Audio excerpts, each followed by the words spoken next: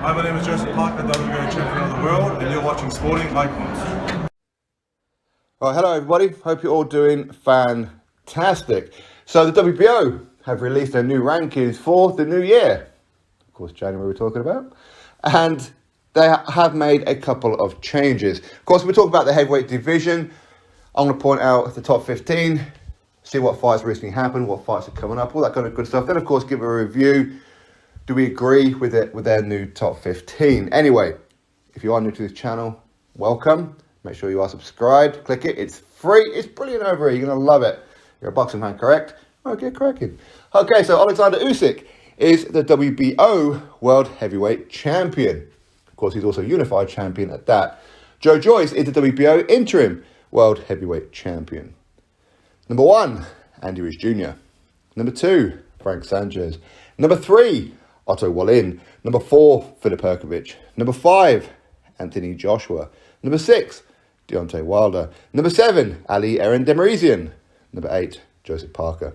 Number 9, Jared Anderson. Number 10, Dempsey McKean. Number 11, Ajit Kabiel. Number 12, Zili Zhang. Number 13, Martin Bakole. Number 14, Vladislav Serenko. Number 15, Justice Huni. So that's the top 15 for the new year by the WBO in the heavyweight division.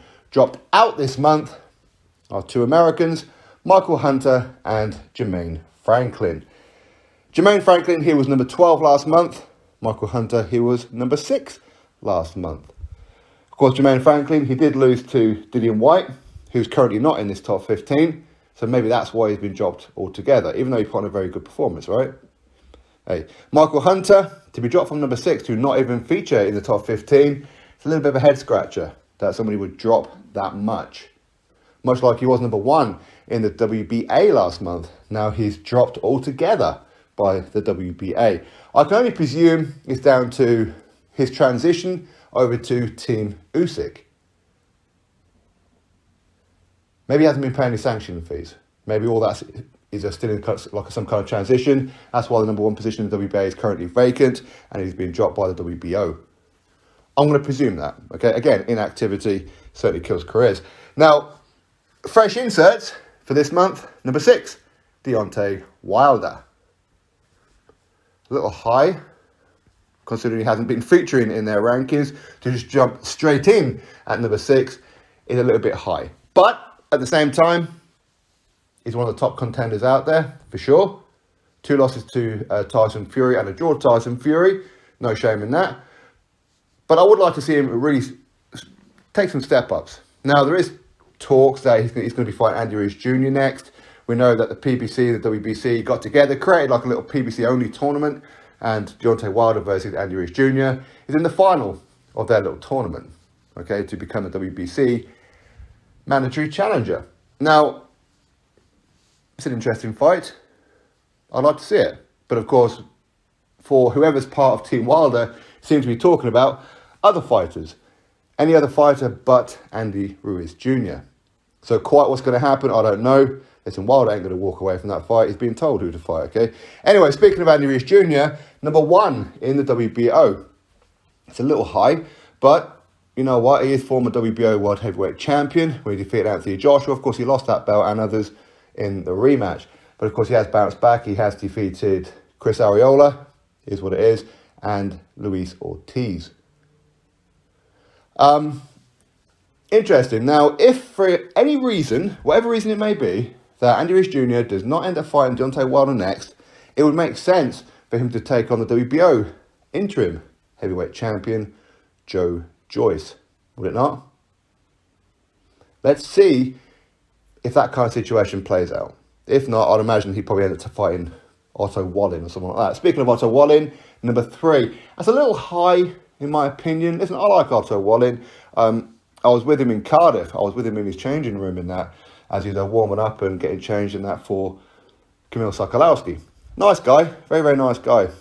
He made it a little harder than what he needed to against Sokolowski, that is for sure. But number 3 is a little high. Listen, he does have a couple of good, decent wins on his record, like a dominant Brazil and whatever. But they're not great wins. They're not big names. Now, it's not for the want to try him. Okay, he has got in there with Tyson Fury. Took Tyson Fury to hell in a handbasket, did he not? Even had him on Bambi legs in round number 12, okay? But even so, he has tried to fight Dillian Whyte, okay? That fight fell through. He has said he'd like to fight Anthony Joshua. Apparently that could be the next fight for Anthony Joshua against Otto Wallin. That'd be a good fight. That'd be very interesting, it would. But I think number 3 is a little high for Otto Wallin at this stage. He needs that scalp. He needs that name to justify a number 3 position, in my opinion. Number 9, also a fresh insert, is big baby Jared Anderson. He's now 13-0. A lot of people put him down as the heavyweight prospect of 2022. Can't really argue with that one. But now he's 13-0. Now he's ranked number 9 in the WBO, number 15 in the WBC. Now he's at that point of his career. He's not a prospect anymore now. Now he's a contender.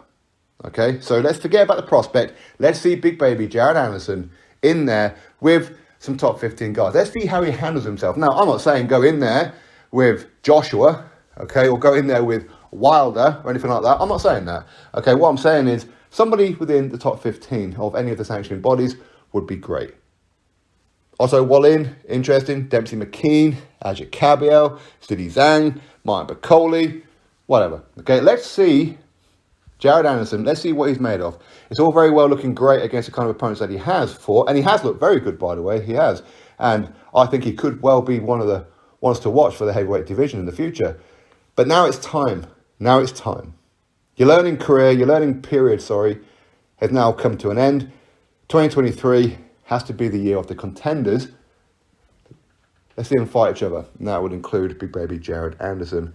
Other than that, no great changes for this month. No great changes. As I said, there are a couple of positions that I look at and think, I'm not too sure if that's about right for them. But regardless, they're not going to change anything just because our sporting icon says something right. But I do want to see some of these guys fighting each other. I really do. And I'll say that each and every month. And sometimes it happens, sometimes it doesn't, right? But 2022 has been a very good year. A lot of fighters have fought each other. Of course, there's always going to be fights that we want to see and fights that we don't get. That's just the nature of the beast when it comes to boxing. But hopefully they start fighting each other. Why not? Why can't we have Justice Hooney taking on Dempsey McKean? Or a Joseph Parker, if a Joseph Parker gets past Jack Massey, which I'm sure he will. Why can't we have those kind of fights? You know, they should be fighting each other. Martin Bakole, what the hell's been going on with him lately? Got a great win over Tony Yoka, seems to have just disappeared.